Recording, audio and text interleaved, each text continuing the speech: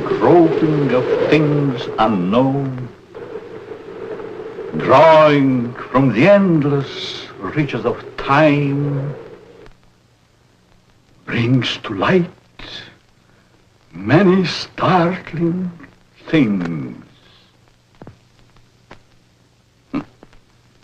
Startling because they seem new, sudden. But most are not new to the science of the ages.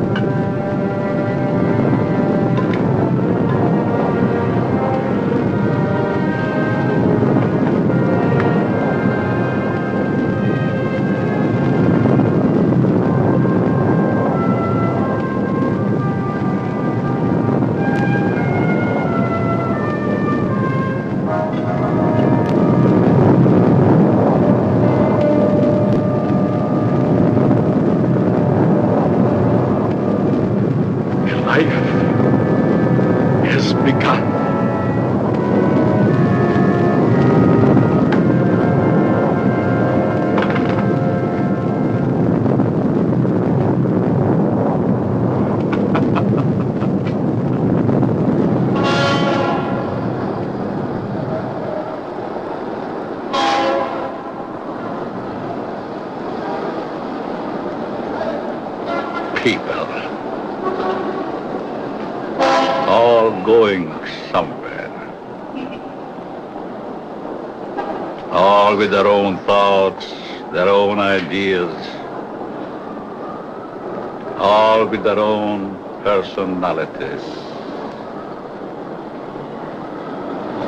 One is wrong because he does right. One is right because he does wrong. Pull the string. Dance to that which one is created for.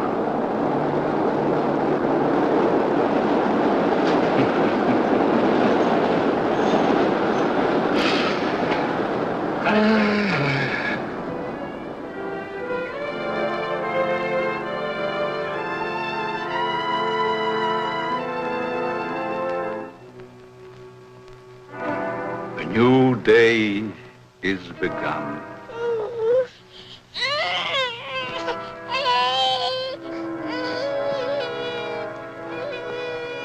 A new life is begun.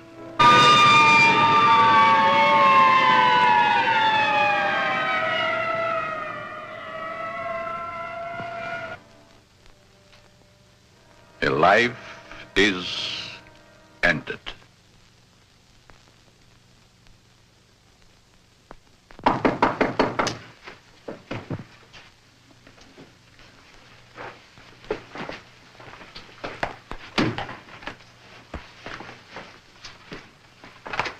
Let me see that note.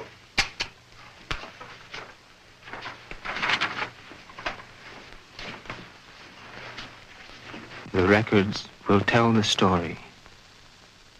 I was put in jail recently. Why? Because I, a man, was caught on the street wearing women's clothing. This was my fourth arrest for the same act. In life, I must continue wearing them. Therefore, it would only be a matter of time until my next arrest. This is the only way.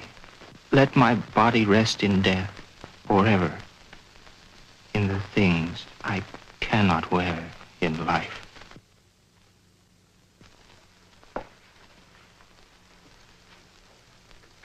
Inspector Warren is here to see you, Dr. Alton. Oh, yes. Show him in, Miss Stevens.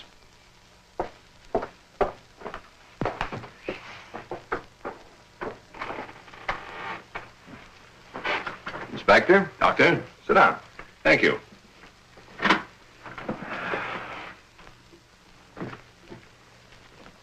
You're a very busy man, Dr. Alton, I know.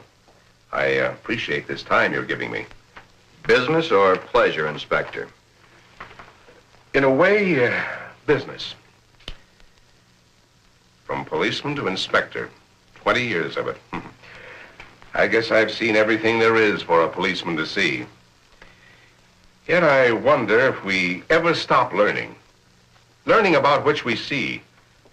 Trying to learn more about an ounce of prevention.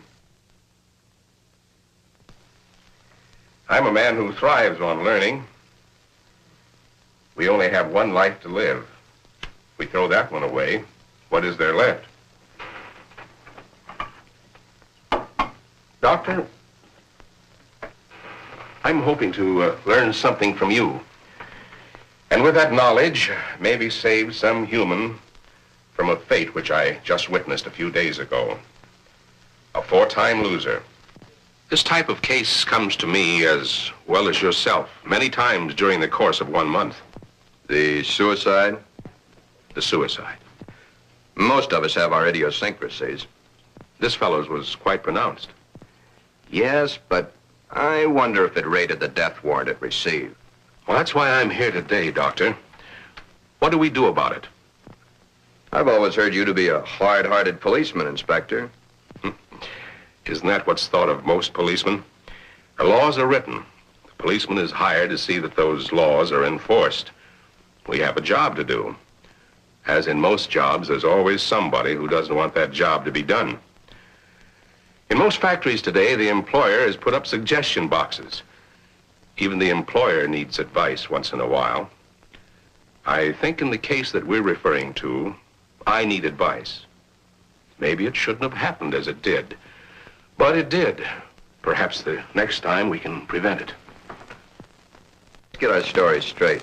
You're referring to the suicide of the transvestite? If that's the word you men of medical science use for a man who wears woman's clothing, yes. Yes, in cold, technical language, that's the word. As unfriendly and as vicious as it may sound. However, in actuality, it's not an unfriendly word, nor is it vicious when you know the people to whom it pertains. Was this operation do these people any good? I understand you were quite prominent in a case that hit the headlines a few weeks ago. In some cases, yes. Others, no. Well, the papers certainly had a field day with that one. Strange as it may seem, even though it was a field day, as you so aptly put it, it's not a new story. Sex change has been performed many times. Those whose sex can be changed, they're the easy ones. But what of those who so desperately want to be of the opposite sex, yet can't change their sex? Such as was the case with Patricia, the suicide. I'd like to understand this, Doctor, as best you can tell me. You can only fully understand the sex change by taking two entirely different cases.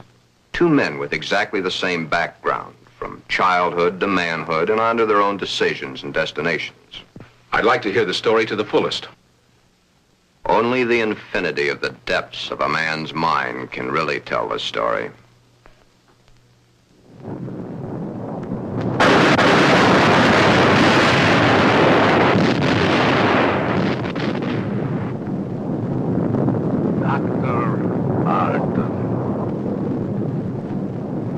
A young man, though he is, speaks the words of the All-Wise. No one can really tell the story. Mistakes are made. But there is no mistaking the thoughts in a man's mind. The story is begun.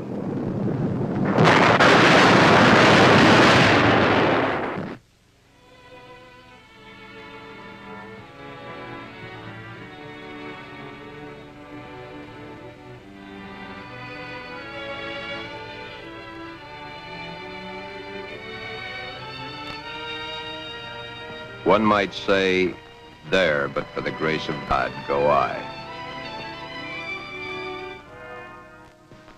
Why is the modern world shocked by this headline? Why? Once, not so very long ago, the people of the world were saying, airplanes, huh? Why, it's against the Creator's will. If the Creator wanted us to fly, he'd have given us wings. but we fly. Maybe some of you may still remember an even sillier remark. Automobiles? Bah. They scare the hosses. If the Creator had meant for us to roll around the countryside, we'd have been born with wheels. Silly? Certainly. We were not born with wings. We were not born with wheels. But in the modern world of today, it's an accepted fact that we must have them. So we have corrected that which nature has not given us. Strangely enough, nature has given us all these things. We just had to learn how to put nature's elements together for our use, that's all. Yet, the world is shocked by a sex change. If the Creator had wanted us to fly, he'd have given us wings. If the Creator had meant us to roll around the countryside, we'd have been born with wheels. If the Creator had meant us to be boys, we certainly would have been born boys.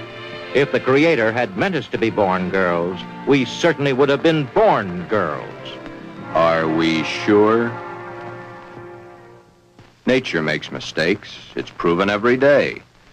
This person is a transvestite, a man who is more comfortable wearing girls' clothes. The term transvestite is the name given by medical science to those persons who wear the clothing of the opposite sex. Many a transvestite actually wishes to be the opposite sex. The title of this can only be labeled Behind Locked Doors. Give this man satin undies, a dress, a sweater, and a skirt, or even the lounging outfit he has on, and he's the happiest individual in the world. He can work better, think better, he can play better, and he can be more of a credit to his community and his government because he is happy. These things are his comfort. But why the wig and makeup? He dares to enter the street dressed in the clothes he so much desires to wear, but only if he really appears female. The long hair, the makeup, the clothing, the actual contours of a girl. Most transvestites do not want to change their life, their bodies.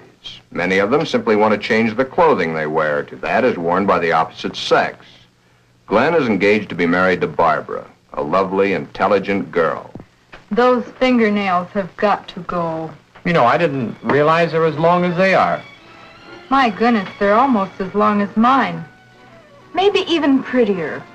We'll have to paint them sometime just for the fun of it. We'll trim them. That's for sure. You know, honey, you've invited me to dinner so many times in the last couple of months. It's almost like we were married already. I wish we were, darling. It's been a long year. For both of us. But now, my studies are through, college is concluded, and I'm free at last. Free? For the time being. Huh? Oh. How about joining me for an after-dinner drink? The living room? Mm-hmm.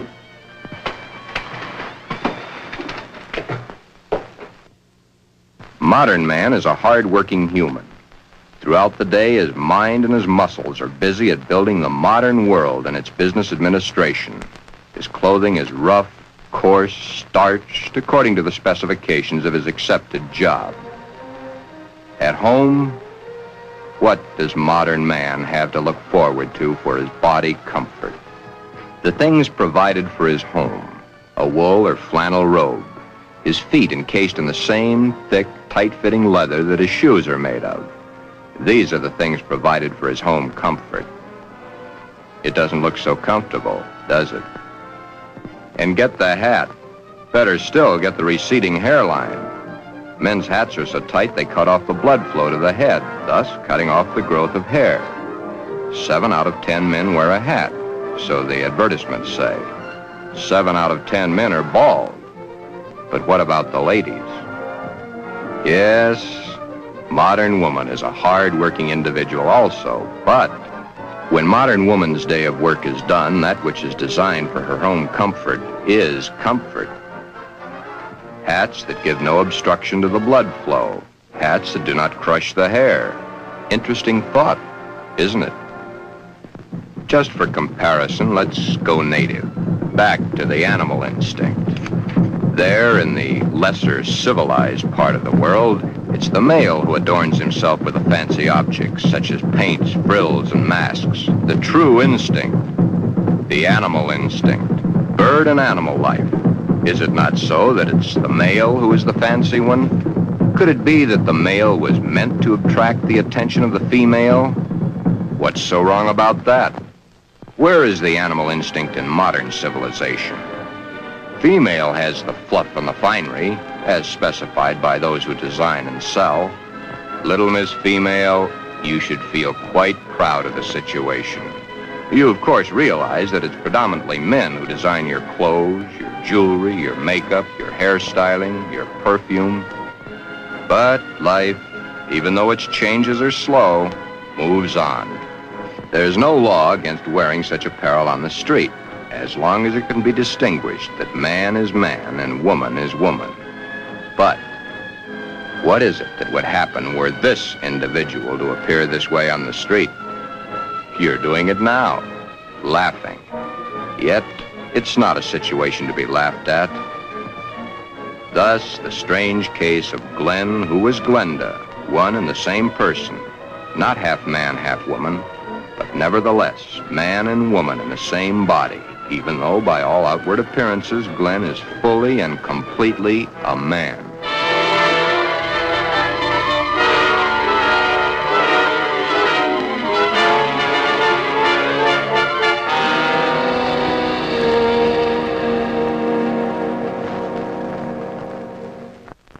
Sister, let me borrow her dress.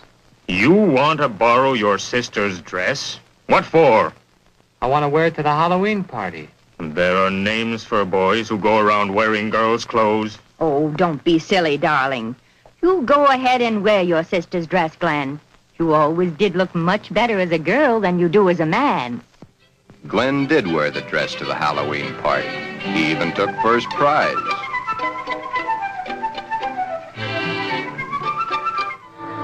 Then one day it wasn't Halloween any longer.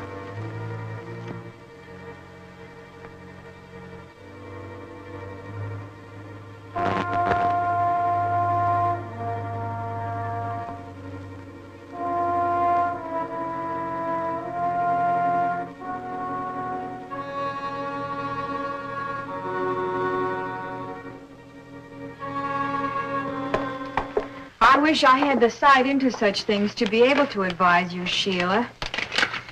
Maybe if you took the problem to a doctor. It's Glen that needs the doctor. But when things like this go wrong with someone so close and in your own family, it's so hard to believe. It's not really hard to believe. It's just hard for you to accept. Well, of course it's hard for me to accept. Suppose I were to come home with Roy or one of my other boyfriends some night and find Glen like I did last night. Yeah, that would be hard to explain. That's the understatement of the year. Just how does one go about introducing your friends to your brother when brother's wearing your best sweater and your skirt and makeup to boot?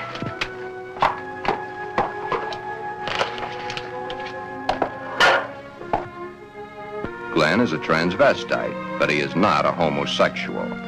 Transvestism is the term given by medical science to those persons who desperately wish to wear the clothing of the opposite sex, yet whose sex life in all instances remains quite normal. Would you be surprised a rough, tough individual was wearing pink satin undies under his rough exterior clothing? He is. Then there is your friend the milkman who knows how to find comfort at home.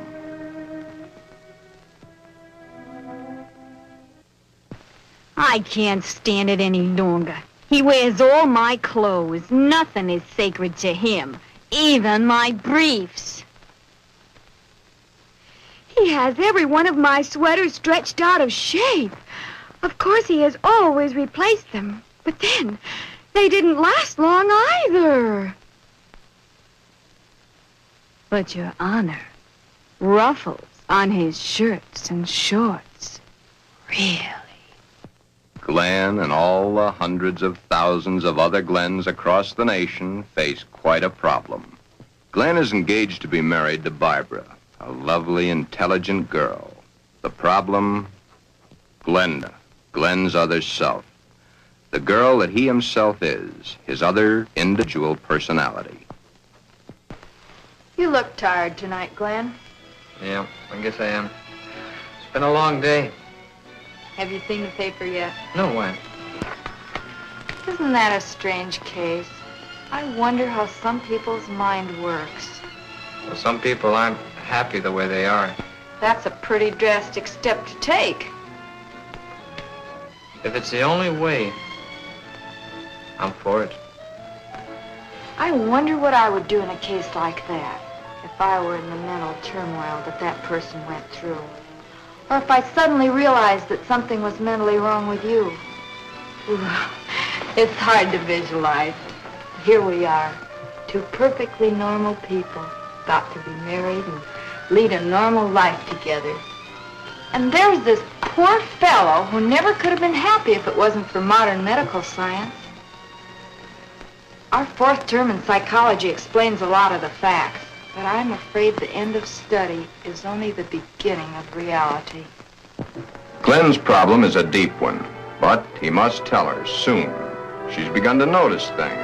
His nails, his eyes when he looks into a lady's store window. So many of the little things that are hard to hide. Soon she will realize. Then there was the time Barbara was wearing the sweater Glen had always wanted to feel on his own body. It was becoming an obsession to him. He must have it. What's the matter, Glen, darling? I guess I was daydreaming. Something seems to be troubling you. Why don't you tell me? It's nothing. Once, long ago, just after we started going steady together, we promised we'd never lie to each other.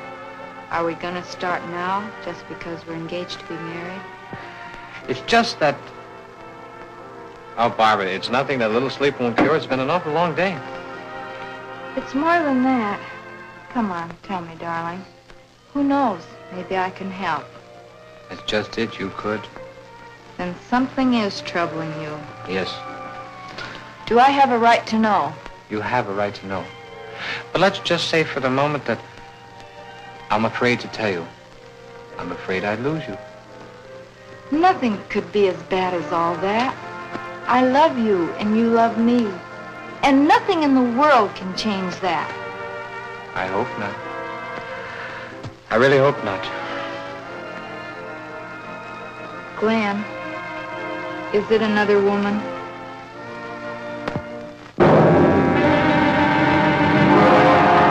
Pull the string! Pull the string! A mistake's made.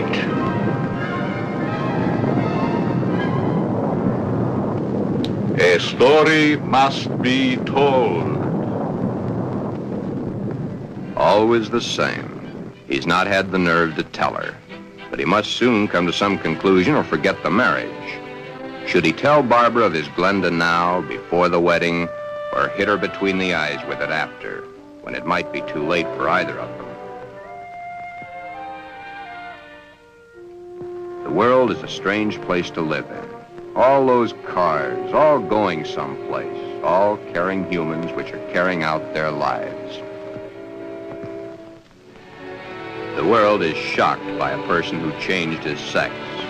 Glenda is shocked also, but by another reason.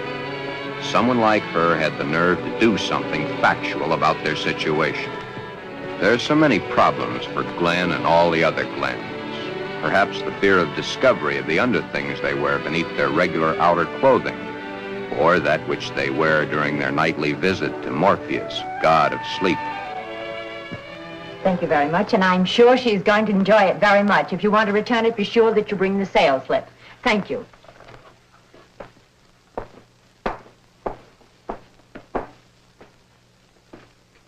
Can I help you, sir? Yeah. Let me see a 90. Well, what size? 12. The color, the material?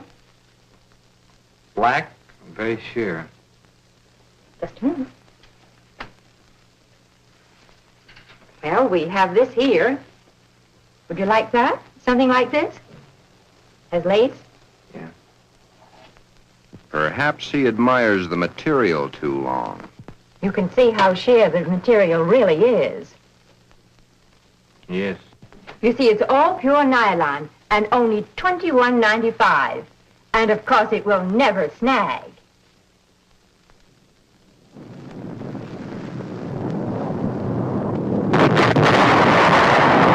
But Glen and Glenda and all the Glens and Glendas have an even bigger problem. Hi, Joe.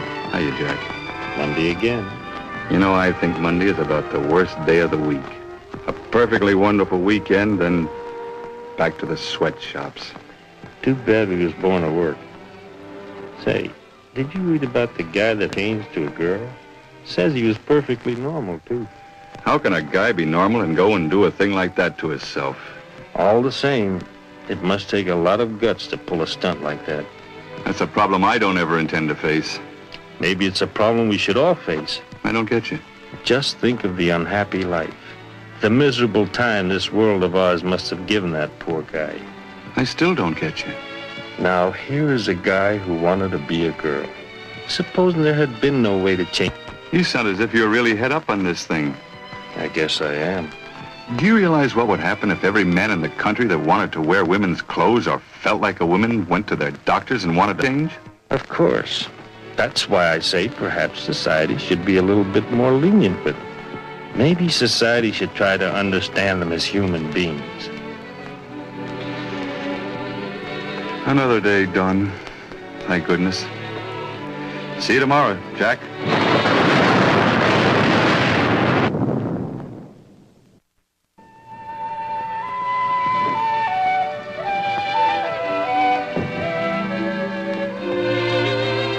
Hi, Glen. Hi, Johnny. Come on in and hit it right for the kitchen. I can't let that dinner burn. You know, I thought I was going to have to eat alone tonight. Well, you probably will because I've already eaten.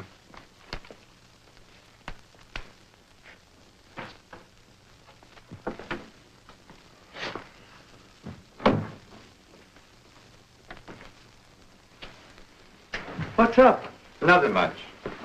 Say, you really look down in the dumps. I guess I got a problem. Haven't we all? I mean a real problem, one like I've never had to face before. Our whole existence is one big problem after another. I want to get married. You have a problem. When did this all come about? For nearly a year, I've been engaged to a very wonderful girl. Now the time is getting very close to the man with the book. I'm scared to death. You love her? Very much. Does she love you? Yes. There's no problem. Marry the girl. Are you forgetting about my other self? You'll have to tell her, of course. Yeah. I have to tell her. But when? Before? Or after? I think you know the answer to that one yourself. My mind's in a muddle. Like in a thick fog. I can't make sense to myself sometimes. I thought I could stop wearing these things. I tried, honestly, I tried. I haven't had a stitch of them on for nearly 2 weeks until tonight. Then I couldn't stand it anymore. I had to put them on or go out of my mind. I'm afraid I'll lose her. I don't want that to happen because I really love her. Okay. Here's a story from fact. Johnny tells his story. He had not too long ago been married himself. He had kept quiet about his transvestite desires in the hopes that the new wife would never discover it. However, one day, the little woman came home unexpectedly an hour early.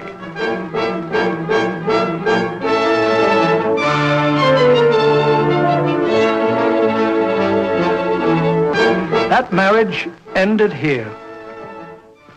Will your problem be like mine? Most probably it will.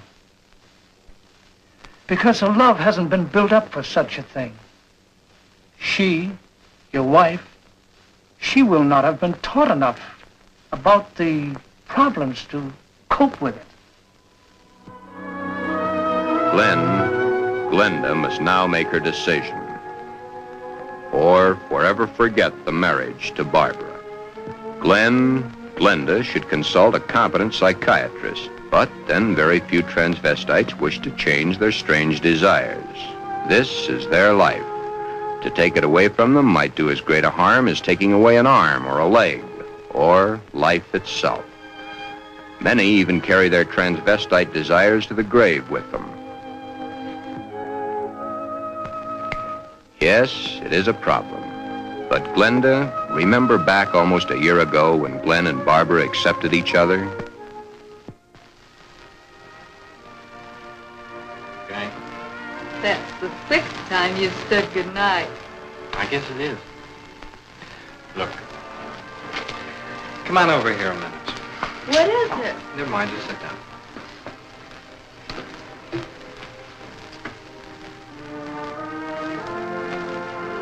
Oh, I was beginning to think you'd never get around to it. Did you mean you will? What do you think?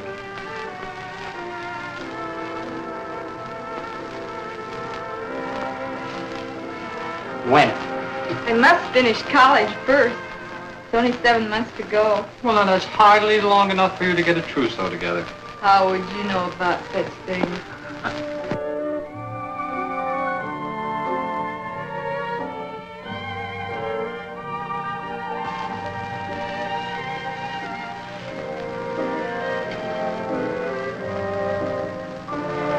Glen, what's the matter? Huh? All of a sudden, you seem 1,000 miles off. Yes, I guess I was, huh? That's a mighty pretty dress you're wearing tonight. I wear my best to please you. You know, when you look at me, you just tie me in knots. I love to tie you in knots. Oh, I'll be so happy when these next few months are over. Some special reason? Of course. So you can stop kissing me goodbye at the door every night. Yes? So you can hold me close to you always. Yes? Then all you'll have to do is call and close your eyes to feel my lips on yours.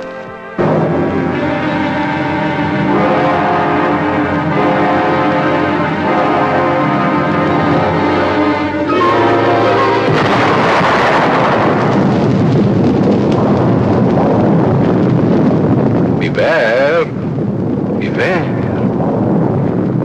Beware of the big green dragon that sits on your doorstep. He eats little boys, floppy ducktails, and big fat snails. Beware. Take care. Beware.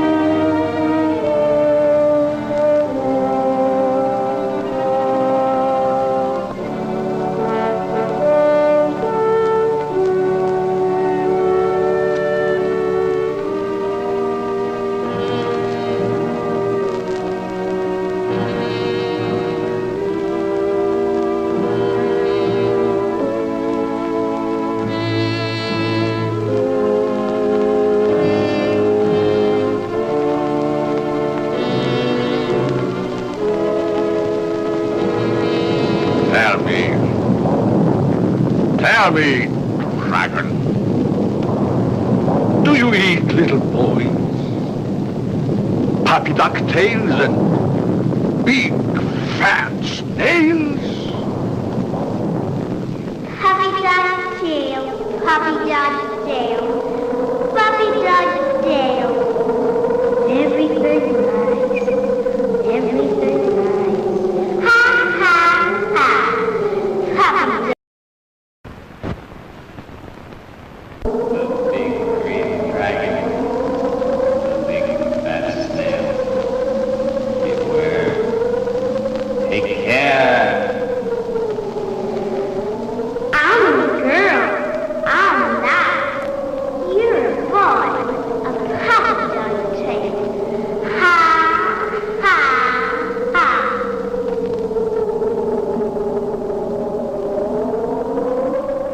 Everything nice. Puppy dog tail. Puppy dog tail. Puppy dog tail.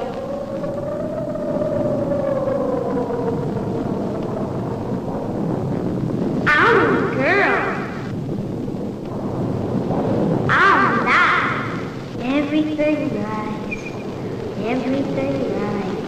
Ha, ha, ha. Puppy dog tail.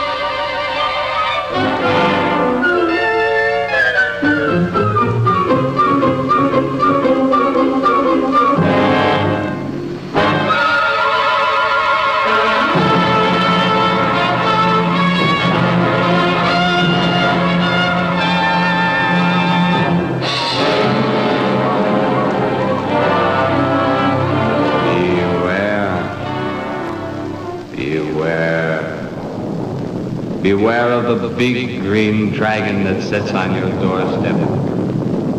He eats little boys, puppy dog tails, and big fat snails.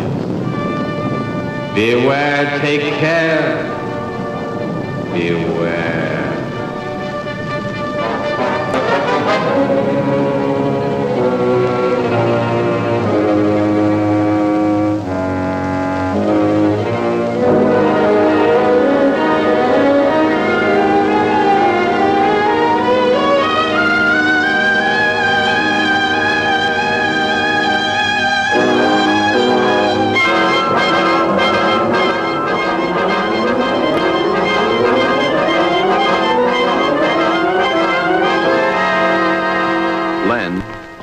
has made the decision.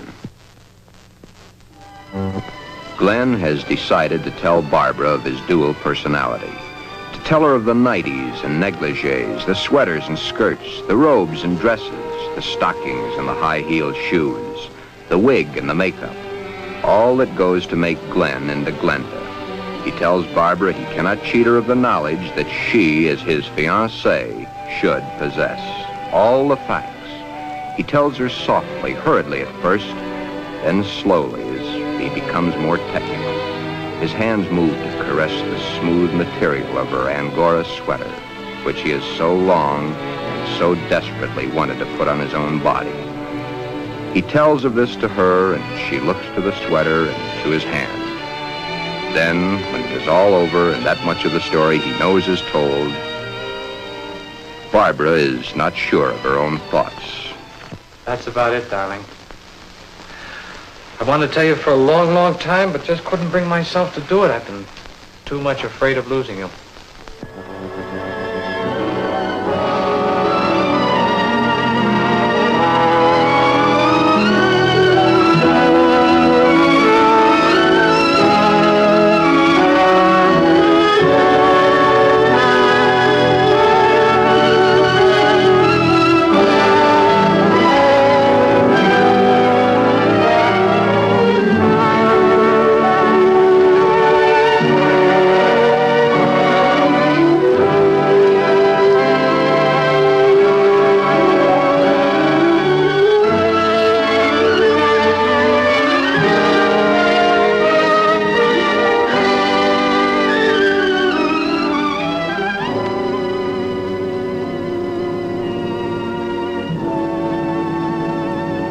Glen,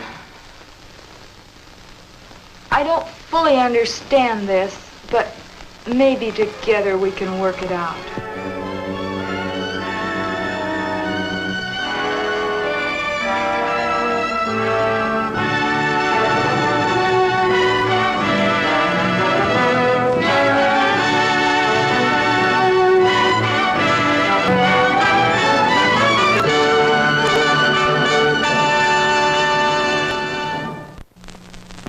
Is that the end of the story?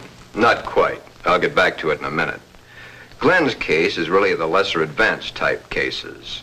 The second case is an extremely advanced one. However, I'll get to that in a moment.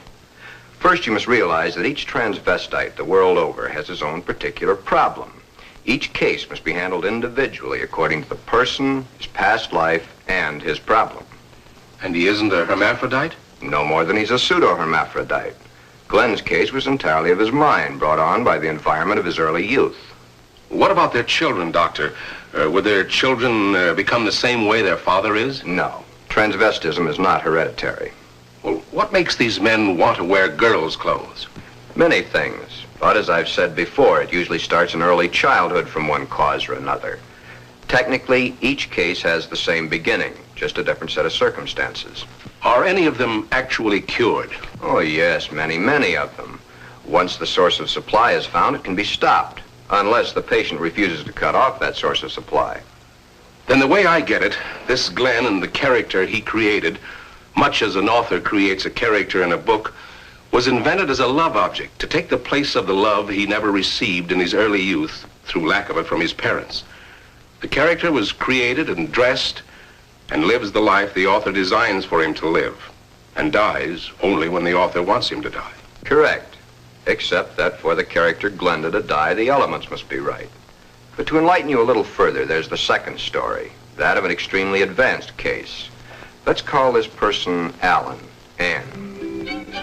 Alan had a mother who wanted a little girl. The father didn't care much one way or the other. Alan did not enter the competitive sports that the other boys at the school did. However, he was an extremely studious boy and always had above-average marks in his subjects. Yet sports, girls' sports, he always was interested in. But he was rejected by the girls and also rejected by the boys. It seems he belonged to neither of them. After school, Alan would go home to find the mother who had always wanted a girl and the father who didn't care one way or the other. He enjoyed doing the woman's work around the house. Alan was becoming a woman and didn't realize it. A woman in mind only, but the mind rules. Then came the fateful year of 1941. Alan was drafted. He was accepted. In the Army, he successfully passed his vigorous training. He did not like it, but then there were the weekends for his particular diversions. On his weekend passes, he would go to the nearest town where he had a suitcase checked in a public locker. In the suitcase, he had the things he loved to wear, that which made his body appear to be what his mind believed it was. Then the day of embarkation came. But wherever Alan went, the suitcase was sure to go.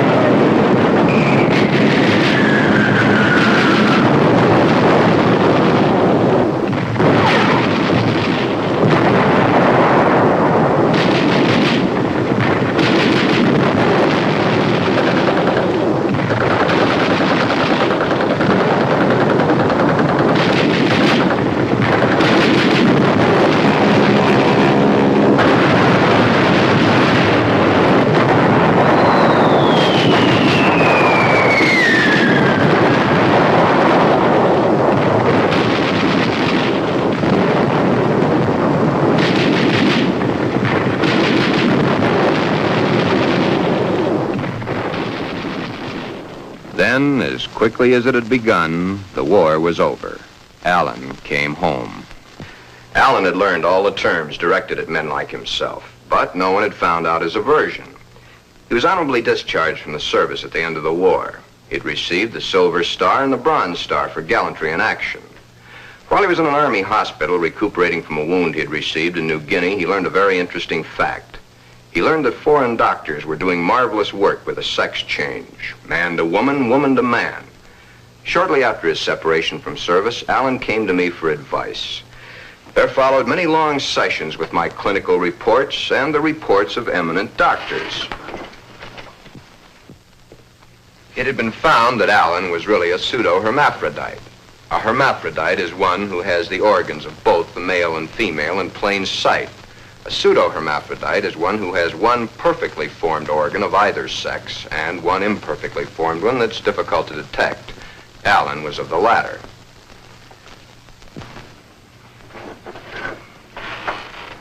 Alan was then given his choice. That which nature had given him was a mistake. It was up to us to correct that mistake one way or the other. Alan had to decide whether he wanted to become a man or she wanted to become a woman. Both were completely possible. Small boned, fair of complexion, his hair thin like a woman's, his body slim, hips slightly girlish. It was easy to see his decision, along with the fact that he had been brought up from early childhood to believe that a woman was the thing to be. Alan decided to become a woman. This, after all the help I could give him, was only the beginning. During the following 2 years, he was to go through the tortures of the damned. But never was there a whimper from him, because he knew that at the end of it all, he would at last be that which he had always dreamed. Hundreds of hormone shots were injected into various parts of his body. Alan's face was worked on with plastic surgery to smooth out the female elements. Long, tedious hours of work. The big day, or the starting of many big days, for it was to take many. The series of operations are performed slowly and at intervals to prevent any unnecessary shock to the nervous system. Still, the hormone shots continue, day after day, week after week, month after month. And even then, when the operation is over, the sex is changed, the shots must continue as long as Alan lives.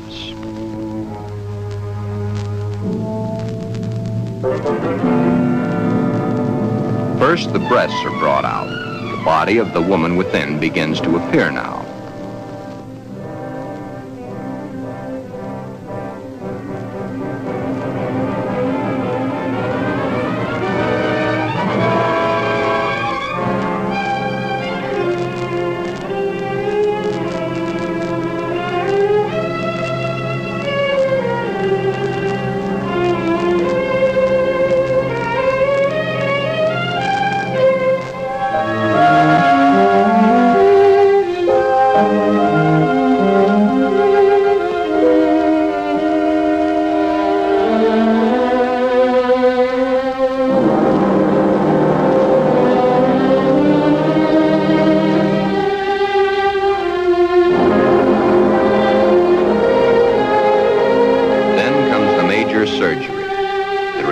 of the man and the formation of the woman.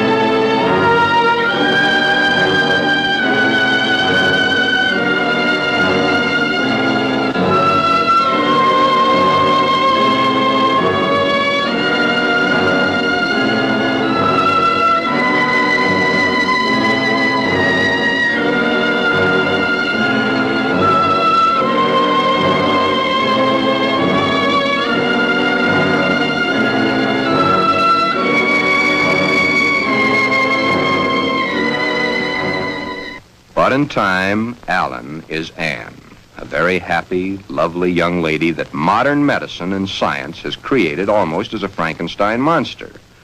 The newspapers heard of it and hit the story with their usual fullness.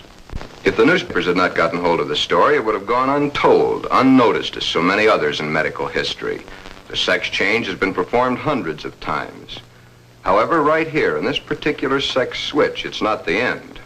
Acting the woman and being the woman are two entirely different things. Alan had all his life acted the part of the woman. Now he is that woman and must learn how it's done. Anne must learn how to do her own hair, how to make the correct styling for her facial contours.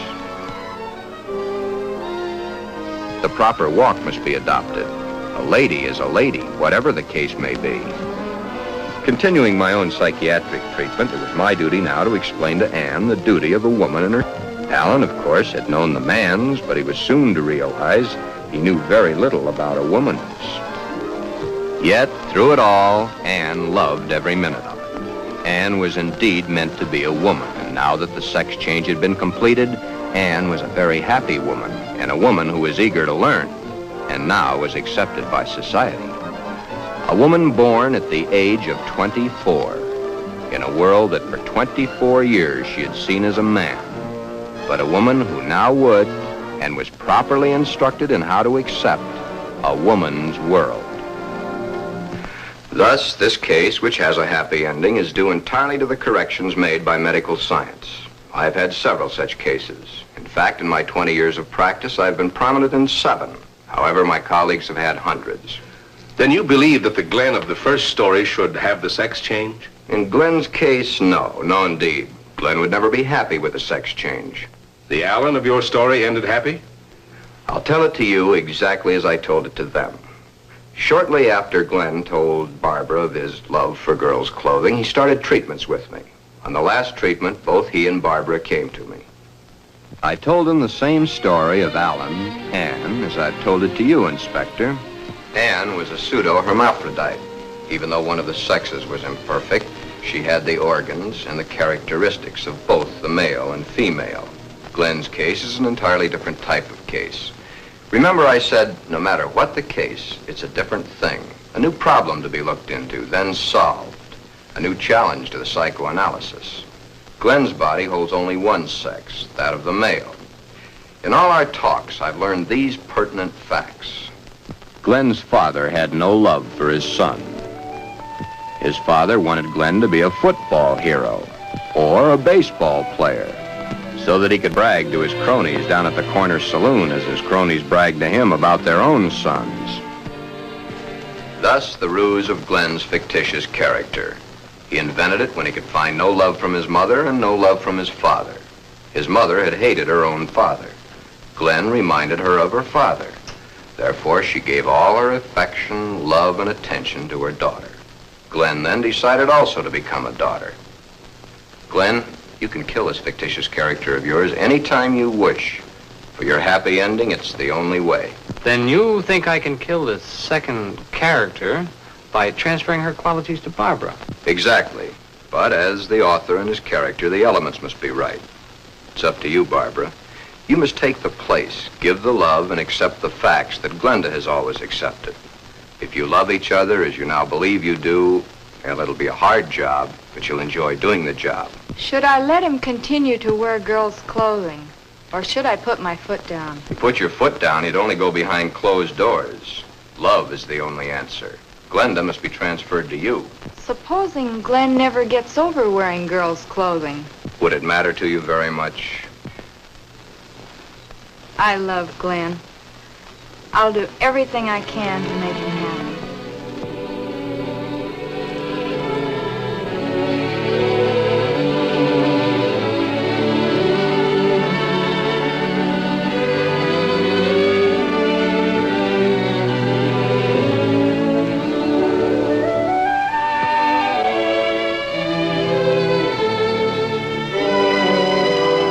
The end is only the beginning.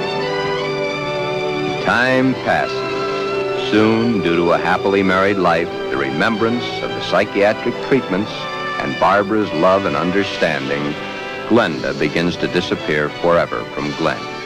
Glen has found his mother, his little sister, his wife, and his Glenda all in one lovely package. Thus, Glen's case has a happy conclusion. Therefore, two entirely different cases, handled in two entirely different ways, have a happy ending. Yeah, those two. But what of the hundreds of other less fortunate Glens the world over?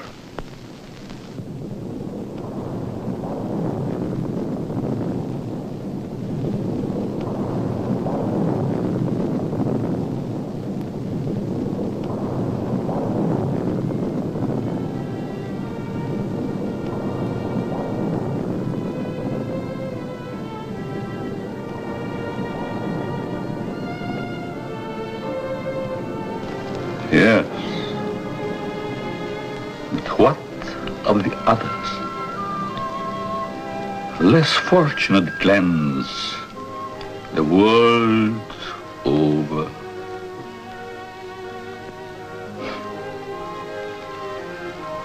Oh, snips and snails and puppy duck tails.